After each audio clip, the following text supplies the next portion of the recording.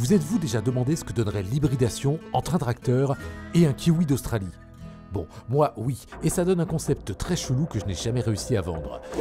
Mais à l'Agritechnica, il y a des ingénieurs bien plus brillants que moi qui créent des matériels hybrides intéressants. Première étape chez Stoll, pour une médaille d'argent Agritechnica. Alors ici on se trouve devant notre médaille d'argent qui est le chargeur télescopique, ici nommé Extralift. Alors ce chargeur télescopique est innovant par le fait justement de son nom télescopique. Une partie du bras est télescopique et il bénéficie d'une articulation supplémentaire pour gagner en hauteur de levée. Alors le procédé il est double, on a le bras qui va s'étendre vers l'avant, donc selon les modèles entre 50 et 70 cm, et le fait de redresser le bras du chargeur à l'horizontale, en ligne droite, on va gagner aussi le complément pour atteindre des hauteurs supplémentaires entre 1,30 m et 1,50 m.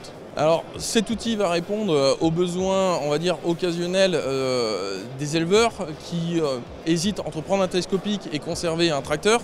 Ce chargeur-là va pouvoir bénéficier de hauteurs supplémentaires pour charger des semis, pour les céréales, les patates, ou également entasser les bottes rondes et bottes carrées lors de la saison estivale.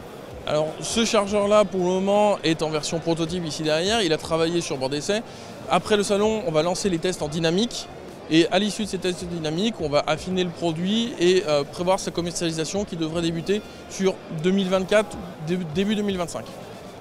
Autre matériel étonnant, ce robot flambant neuf qui désherbe les vergers, ça on connaît bien, mais qui peut aussi ramasser les pommes. Ça, c'est plus curieux. Encore quelques options et il pourra peut-être vous servir le petit lait joli et c'est merveilleux. Après, si on cherche de l'hybride qui sent bon le diesel et qui en impose, c'est sur le stand de Mercedes qu'il fallait se rendre. Je vous retrouve ici devant l'Unimog. Alors regardez, il a été renforcé parce que dans les pentes, parfois c'est compliqué et on peut se faire peur. Et puis cet Unimog, il s'agit du U535, série 5, et puis 35 comme 350 chevaux quand même. Alors si on recule, on voit que le télégonflage est intégré directement. Et si vous venez à l'arrière, vous verrez qu'on a un attelage, un relevage plutôt costaud, et la difficulté c'est souvent de pouvoir atteler dans de bonnes conditions. Alors en tombant les ridelles, on a une meilleure visibilité grâce à ce découpage, et puis bien sûr on a une caméra pour tout visualiser. Alors on le sait, l'Unimog ça coûte super cher, ça coûte le prix d'un gros tracteur, peut-être même en marque premium. En revanche, ici, il faut savoir que les entrepreneurs aiment bien l'Unimog parce que c'est allemand, parce que c'est Mercedes, et puis aussi parce que ça permet de rouler à 80 km/h sur route. Et si on a des parcelles un peu éloignées, c'est du temps de gagner. On a aussi croisé cet hybride entre un tracteur Kubota et une flaque de boue, mais bon, on n'a pas trop compris pourquoi c'était là.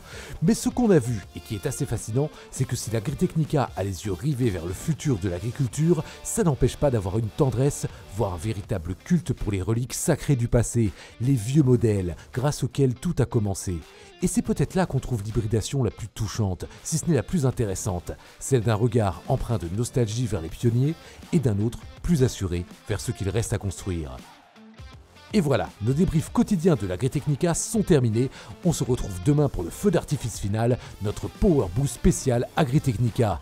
Mais on vous rassure, vous entendrez encore parler de cet événement pendant un moment sur notre chaîne. Ciao!